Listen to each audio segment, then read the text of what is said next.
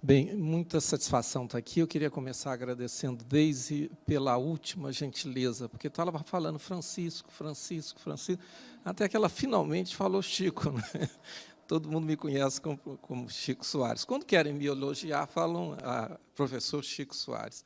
Eu fiquei muito feliz com o convite da Deise, com o convite do Siminelli, porque a gente está tão envolvido com a educação, mas, às vezes, a gente não se dá conta de que nós precisamos falar para mais pessoas da importância da educação.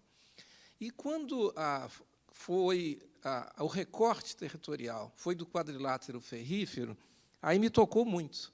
Aí, prefeito, eu nasci em Lafayette, entende? E o quadrilátero ferrífero é esse que está aí. É claro que, quando eu fui verificar a informação, há um pouco de dúvida. O Renato me disse, olha, onde que começou? Porque a gente fala o ferro e fica difícil a gente falar do quadrilátero ferrífero sem incluir Itabira. Mas o quadrilátero ferrífero são esses municípios, são esses 26 municípios que eu vou trabalhar. Observem que Lafayette está cá embaixo, Ouro Preto é esse município grande, e eu não consigo ver daqui, mas os outros estão aí espalhados. Então, eu vou trabalhar nesse território. Só para quem não é do quadrilátero perceber onde que a gente está, né? Essa parte é uma parte importante de Minas, porque Minas, a gente são muitas. A gente que nasceu aqui, as pessoas falam do sul de Minas, eles têm um sotaque diferente. Quer dizer, aí o pessoal do Triângulo, eles são separatistas, o pessoal do Norte. Então, Minas são várias. Então, essa parte de Minas Gerais, que é a parte do franco-quiabo, a parte do barroco, a parte da mineração, é a minha Minas. Então, eu fiquei, Renato, muito feliz de estar participando disso.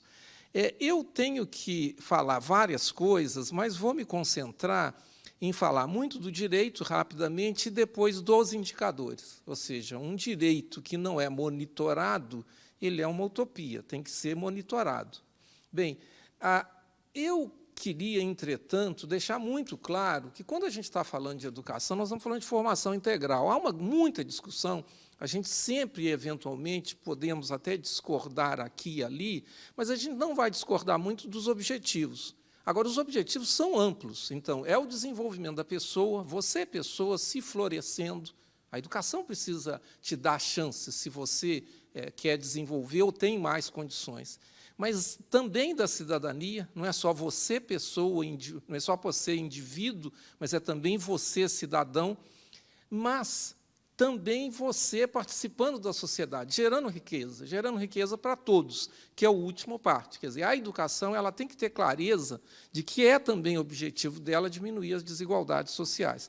A gente, às vezes, no Brasil, não toca nisso. Mas deixa eu ser muito objetivo. Educação é aprendizado. São vários aprendizados. Eu acabei de falar agora.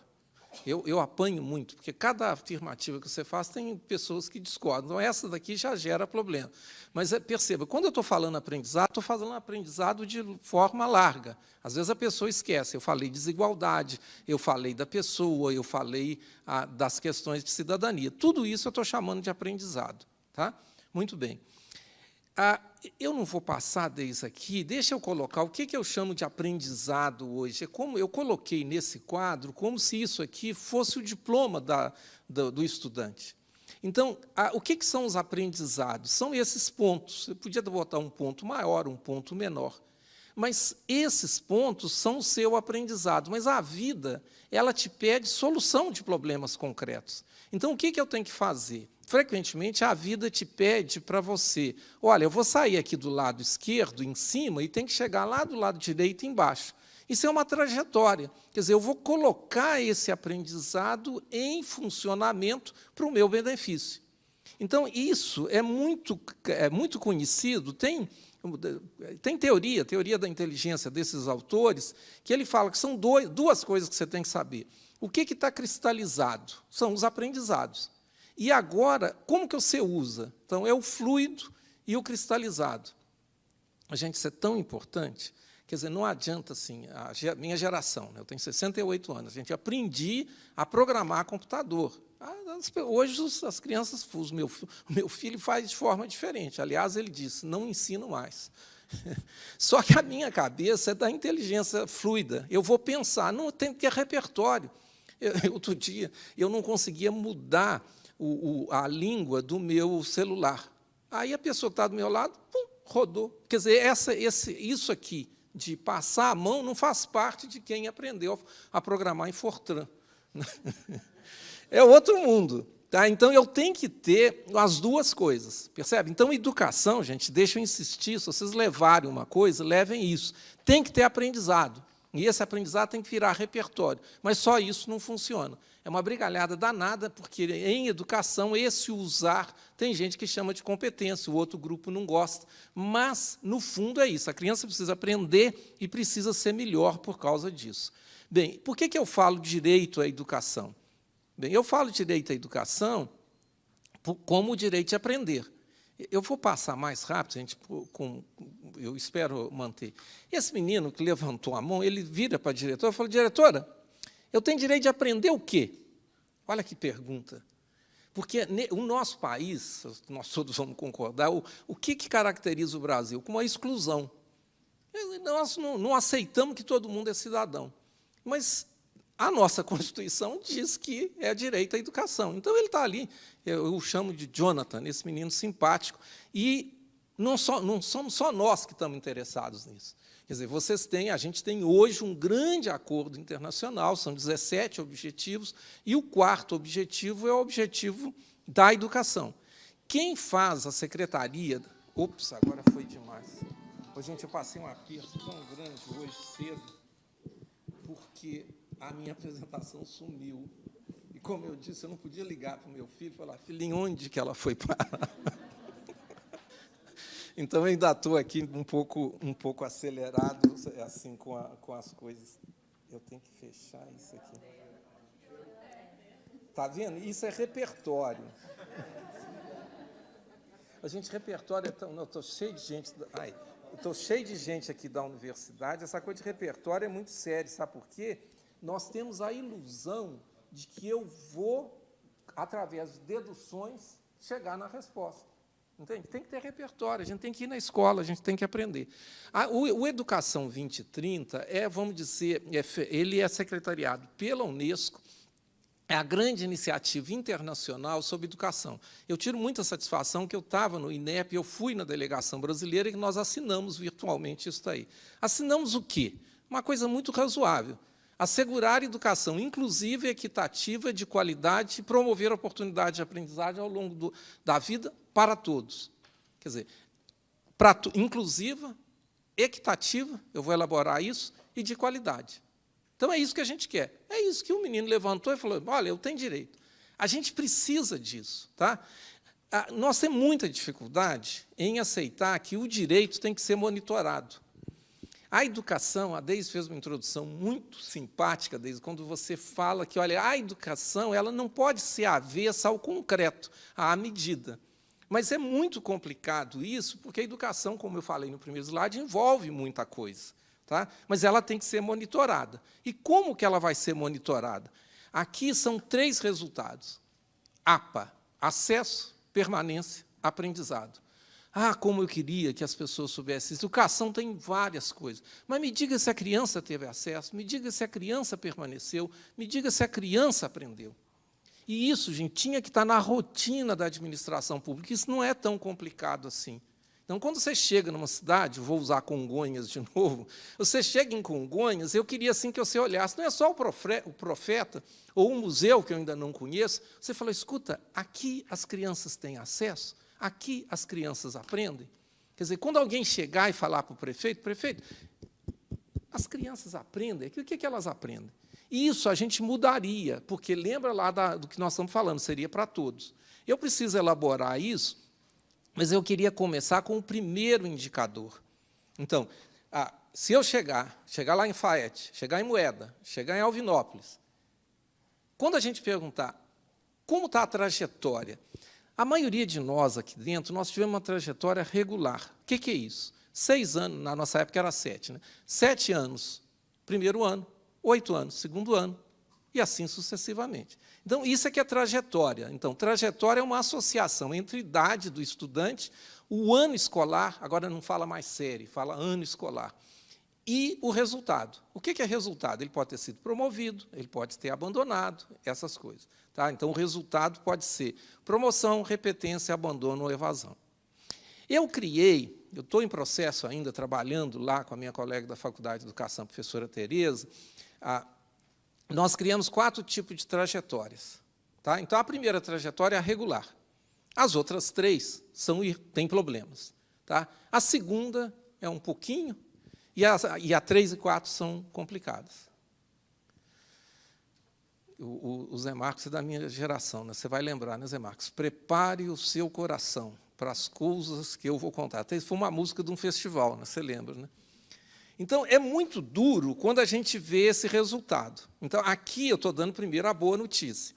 Então, o tipo 1 é o bom. Então, São Gonçalo, isso aqui, gente, eu pego o dado de uma coorte dos alunos que nasceram em 2007, entre 2006 e 2007.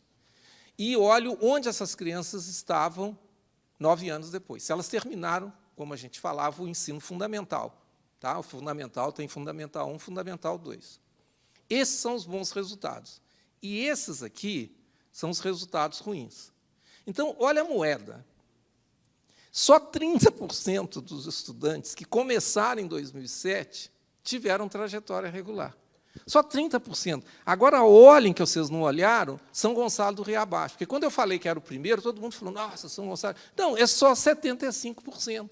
Quer dizer, 25% das crianças tiveram alguma intercorrência. Entende? E não aconteceu nada. Eu não quero ficar passando aqui muito positivo, não. Eu passei minha vida aqui no campus. Eu me lembro que eu não tinha nada aqui no campus. A gente pegava o ônibus lá na Antônio Carlos. Aí eu entrei no ônibus e tinha uma pessoa, estava ali com dificuldade de pagar, eu ajudei, sentei do lado dele, ele era um alemão, que estava no que eles chamam do gap year. Ele terminou o ensino médio e estava andando pela América Latina. Aí ele sentou do meu lado e falou, eu estava falando espanhol. Ele falou, o que você vai fazer para melhorar o seu país? Amanhã. Ele estava tão impactado com as coisas do país, então que ele falou, vocês têm que tomar uma... Então, eu falo isso porque 75% é o melhor é um horror, porque 25% das crianças elas não sumiram, entende? Elas tiveram alguma reprovação. Vocês imaginam o custo de ter uma reprovação? É 1 ano de salário lá na frente.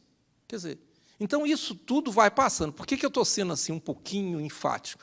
Para dizer para vocês, nós precisamos ter indicadores. Então, o setor público, vocês que não estão dentro da educação, mas o outro que está, tem que saber isso. Isso tem que melhorar.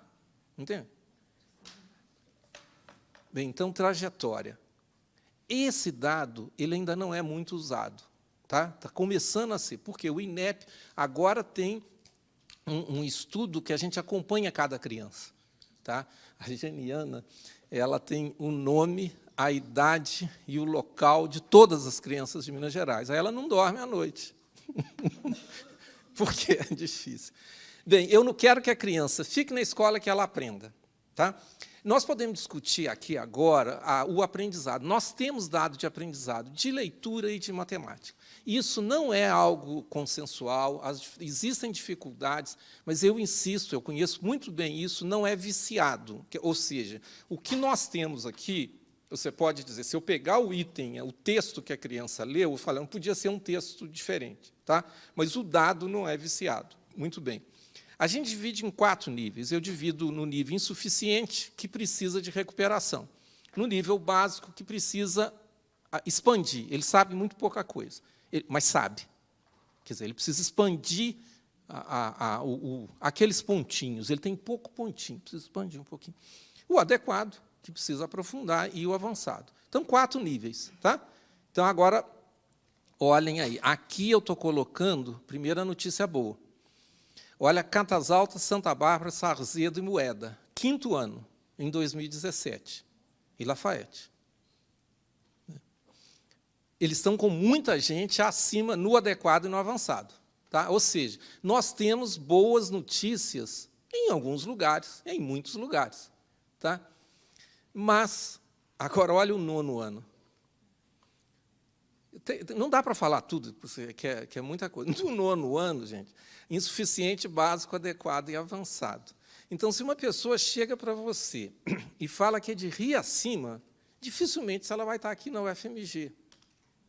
Porque, olha, é zero, não teve ninguém que chegou no nível avançado. Na engenharia, é claro que vai ter em vários lugares. Mas, quer dizer, isso é tão brutal. Quer dizer, você tem uma cidade inteira que, no fim de 8 anos, a gente chegou lá, e se eu desse os itens para vocês, aí você ia ficar mais assustado ainda.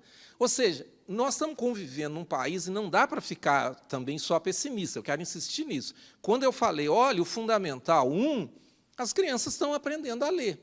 Eu sei que isso aqui ele não é preciso, entende? Mas ele não é viciado. Assim, nós melhoramos, tá?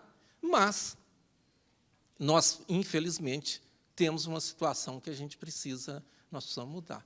Ou seja, a matemática é fundamental, gente. Eu não estou falando aqui de matemática para ser engenheiro, matemática para ser da computação, entende? Eu estou falando de matemática para você funcionar na vida. As questões aqui, elas são deste nível. Então, nós sabemos isso, a gente sabe onde tem o problema. Eu estou preocupado que não apareceu Congonhas nenhuma vez. Você é o prefeito? Não, secretário de Desenvolvimento Econômico. Ah, tá. Pois é, então eu vou falar para você. O secretário de Desenvolvimento Econômico, você tem que pegar esses dados. Eu vou fazer uma síntese para você. Porque é fundamental que alguém chegue... Você está falando aqui de iniciativas digitais. Entende? Eu preciso ver o 9º ano de lá, porque você pode ter uma situação que a pessoa não vai nem entender, porque a computação tem muito if, then and else. Né? Se você não entende isso, não vai ter jeito. Tá? Bem, gente, agora eu preciso falar, ainda que rapidamente, sobre desigualdade. Você me dá aqui. Pode seguir. Pois é. Não, mas é porque eu estou com coisa demais, mas eu queria que vocês agora me acompanhassem nessa questão da desigualdade. Gente, a desigualdade é uma coisa central no Brasil. Tá? A gente fala aí, você olha na internet, você vê esse termo, o que é igualdade, o que é equidade. Só que o termo equidade, ele é um termo, eu convivendo com um político chileno, eu fiz uma apresentação e ele me fez uma grande gozação que eu nunca mais vou esquecer. Ele falou, Chico, você fala muito bem, ninguém te entende. Aí eu falei, mas por quê? Equidade é uma palavra que o povo acha que é uma palavra que você inventou para continuar roubando deles. Você tem que falar de desigualdade. Então, só que equidade é o termo politicamente correto. Entende? Eu sou politicamente incorreto quando eu falo por trás da equidade pode ter desigualdade. Isso é tão importante que a gente fala assim, não, eu estou dando a mais para o outro. Quando você fala isso, você não vai perguntar, e a trajetória dele? E o aprendizado dele? Quer dizer, que se você deu mais e ele continua atrasado, tem problema. Quer dizer, essa é a importância da gente dizer que a educação tem resultado. Então, a política tem que ser política equitativa, mas, tendo a política equitativa, você não pode deixar de considerar o resultado final. Pois bem, eu estava muito envolvido nisso. Essa tabela, de novo, uma tabela um pouco dura. Olha aqui, nós pegamos a segunda coluna, a Prova Brasil 2007 a 2017. Lembra que Prova Brasil é esse exame que a gente está verificando. Eu dividi os alunos em 5 grupos de nível socioeconômico. O primeiro é o mais baixo, depois o 2, 3, 4 e o 5º, que é o mais alto. Tá? Todos os anos. Olhem na primeira linha, em 2007. Os de baixo estavam com 180. Os de cima estavam com 204. A diferença era 24. Aí, olha o que acontece no Brasil. É muito complicado, é muito duro isso. Aí, você chega em 2017, os de baixo melhoraram, 197. Só que os de cima melhoraram muito mais. Então, a diferença, que era 24, passou para 42. Sabe o que é uma diferença de 42? São 2 anos. 2 anos. Então, é tão brutal isso que você fala, não, agora o tal da equidade. Não, não, as crianças estão terminando o ensino fundamental, só que um termina aprendendo alguma coisa, o outro aprende o parecido com 2 anos para trás. Então, quando a gente fala que a educação ela tem que garantir aprendizado, a gente está falando nisso. Lembra, no ODS 4, fala para todos. Nós temos enorme dificuldade com essa história para todos. Então, eu tive apoio, esse é um estudo, não vou dar aqui os resultados, com apoio agora que esse grupo da Fundação Tite Setúbal apoiou, virou esse indicador de desigualdades e aprendizado. Está tendo bastante impacto, por quê? Porque a gente está dizendo que, né, eu posso, nesse gráfico, você vai ver a linha do centro e as desigualdades. Aqui é a desigualdade de nível socioeconômico. Tem desigualdades grandes, tem desigualdades menores. E, na vertical, você tem o desempenho. Tá? Então, o que eu gostaria? Está no alto, próximo da reta, onde tem pouca gente. Um por município. Tá? Então, secretário, olha bem, eu queria Congonhas, porque Congonhas é uma cidade rica, entende? Eu queria Congonhas lá em cima, do lado de cá. Gente, é muito importante estar lá em cima e perto do zero. A gente vai vivendo, ouvindo coisas. Né? Um colega meu um dia falou, cuidado com o que você pede a Deus. Ele acaba lhe concedendo. Vai com muita satisfação, e que a maioria é mulher. Então, aí está a mulher, não, todo mundo está procurando um noivo. Eu falei, cuidado com o que você pede. Você está tão bem, daqui a pouco vai gerando. Não, então, eu não posso pedir só que a educação de Congonhas melhore, porque aí Deus pode te mandar lá em cima e do lado de cá, com muito desigual, né? Que é isso daqui. Eu estou mantendo aqui, isso é só porque eu não consegui, eu fiz o gráfico, é muito parecido com esse. Aqui eu não estou colocando os termos, os nomes, para ninguém me bater. A desigualdade e nível. Olha aquele pontinho lá em cima, ele está lá em cima e mais para cá. Tá? Agora, olhem perto do zero, um pontinho no meio. Onde que você queria ficar? Quer dizer, eu estou brincando demais, meu Deus. Que Deus vira para você e fala assim, vou te mandar de volta. Agora, dessa vez, você vai ser pobre. Aí você fala, pô, pobre? É, no Brasil. Aí você levanta a mão e fala assim, dá para escolher a cidade? Então, não vá para Florianópolis, que é aquele pontinho lá em cima. Florianópolis está lá em cima, mas não é para pobre. Esse do lado de cá, eu gosto de falar, que é Teresina. Então, Teresina está num nível médio, tá? Mas ela está segurando todo mundo. Aqui no nosso quadrilátero, então, se a pessoa está em Belo Vale, Romoeda, percebe? Ela está embaixo. Como fala, ela está em igualdade, mas muito baixa. Itabirito e Lafayette é parecido com Florianópolis. Quer dizer, tem melhor desempenho, mas tem mais desigualdade. A gente não quer isso, não pode, a gente não pode querer isso. Gente, só para vocês entenderem a minha linha.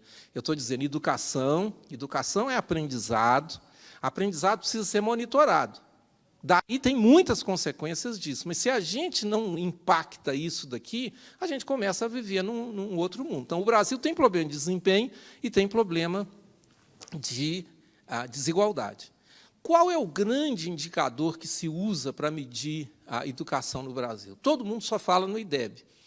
Eu não tenho nada contra o IDEB, mas o IDEB ele é uma média, entende? E o Brasil, com as desigualdades que tem, média é muito complicado. Quando eu estava no INEP, quer dizer, eu peguei o recente, isso aqui faz parte. Não tem nada de errado. Se você está no governo, você vai botar uma luz nos pontos mais positivos. Não tem nada de errado nisso. Né? Então, a gente apresentava dizendo, eu era assim, olha lá em 2005, você tinha um IDEB muito baixo. País mais... Ixi, eu ia falar verde, amarelo. A gente foi tirando os valores mais baixos. Então, houve melhoria, tá? Mas isso tudo, gente, tem que ficar que nós temos que melhorar. Aqui eu estou dizendo, olha, aqui eu queria. Houve melhoria? Sim, no Fundamental 1. Tá? Isso aqui é rede municipal do Fundamental 1, anos iniciais, como a gente fala. Nos anos finais, nós estamos com problemas. Quer dizer, você tem alguns municípios com nível médio, agora está ali Congonhas, e a grande maioria dos municípios com nível médio-baixo, do IDEB. Tá? É o mesmo quadro, quer dizer, mesmo no desempenho. Esse indicador ele é importante porque todo mundo só fala nisso. Todo mundo quer aquela brincadeira. Não basta ter um IDEB alto. Eu não tenho problema com o IDEB, mas com o IDEB baixo, ele está sinalizando alguma coisa. Ele está sinalizando alguma coisa séria, que não houve aprendizado. Bem, a gente não posso deixar de falar da ideia de recurso. Eu falei muito de aprendizado, de resultado, de trajetória, mas eu deveria, se eu pudesse, gastar um tempo igual para recursos. Tá? Bem, a questão de recurso no Brasil, eu só trouxe esse gráfico, vocês vão ver na linha de baixo, valor aluno ano. Primeira coisa é o seguinte, a gente que é classe média, quando fala R$1.000 por mês, você acha baratíssimo. Não, lembra da escala. Quer dizer, uma coisa é você ter 500, 600, 1.000, até 2.000 alunos. Outra coisa é você ter 50.000 alunos. Então, esse valor de 12.000 é um valor substancial. Tá? A gente calcula, tem escolas privadas já ainda de capital privado em São Paulo, eles ainda não estão tendo lucro, mas eles estão cobrando 500 por mês. Muita gente, eu inclusive, acha que o break-even aí é 600. Tá? Nós estamos aqui no quadrilátero praticamente chegando nesse valor. Ou seja, isso não quer dizer o que não dá para ter educação de qualidade sem recurso. Mas, nesta cidade aí, de 12.000, não dá para a cidade falar. Quer dizer, quando eu olho a desigualdade, olho o desempenho, me incomoda. Entende? Nós não temos nenhuma cidade com recursos muito baixos, mas eu tenho essas cidades daqui com recursos médio-baixo. Eu tenho todos os valores. Eu queria terminar agora com... Olha, eu disse, educação é aprendizado.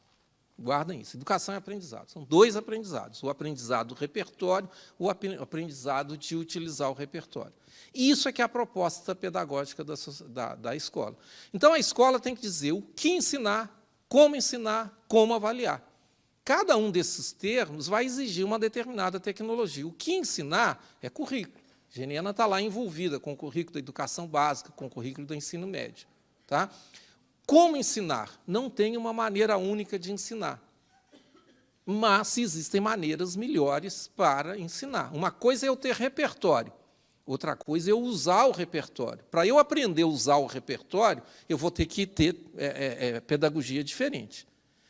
E o avaliar, gente, para mim, o avaliar, antes de ser avaliar, é verificar se o direito foi ou não atendido. Então, a gente precisa fazer as pazes com isso, é importante. Aquele menino, quando levanta a mão, ele está dizendo, oi, Chico, presta atenção em mim, eu não aprendi.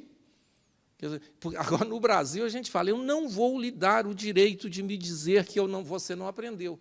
É isso. Então, a avaliação ela precisa ser feita, mas ela precisa ser usada em função das crianças. Mas nós estamos no quadrilátero ferrífero. Eu acho importante que a gente... Qual que é a cultura do quadrilátero ferrífero?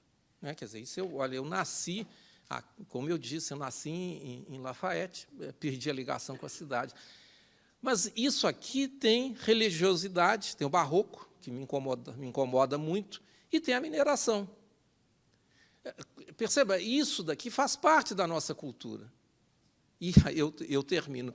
O quadrilátero hoje é rompimento de barragens. E qual o impacto disso na nossa economia? E aí eu falo, como que isso está entrando na escola?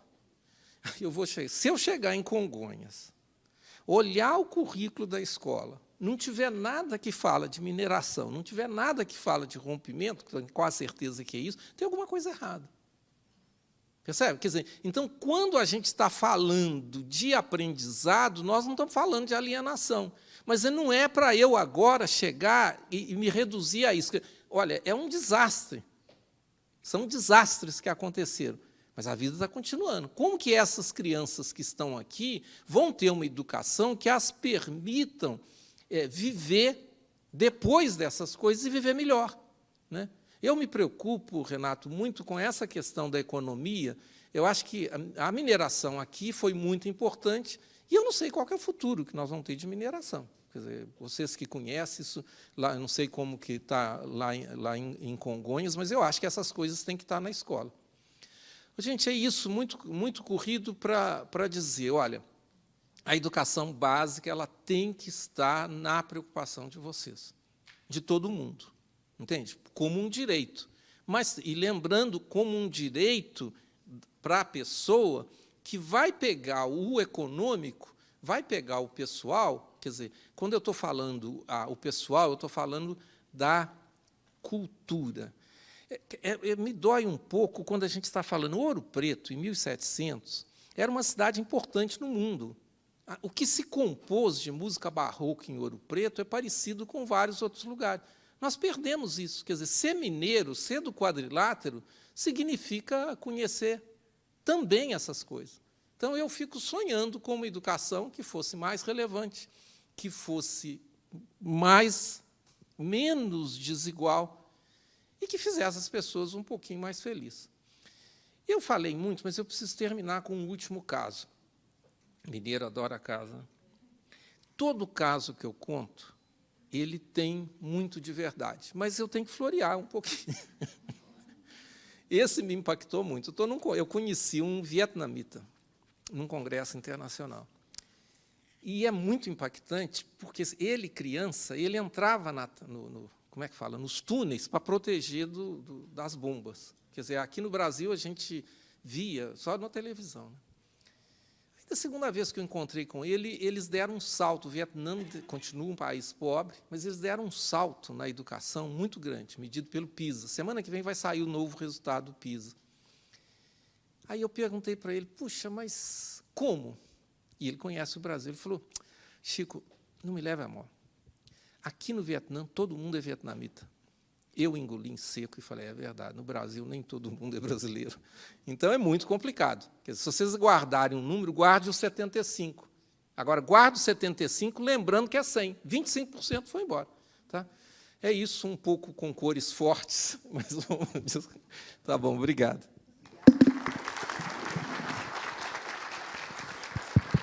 Obrigada, né? Sempre essa leveza para falar de coisas muito complicadas. Geniana.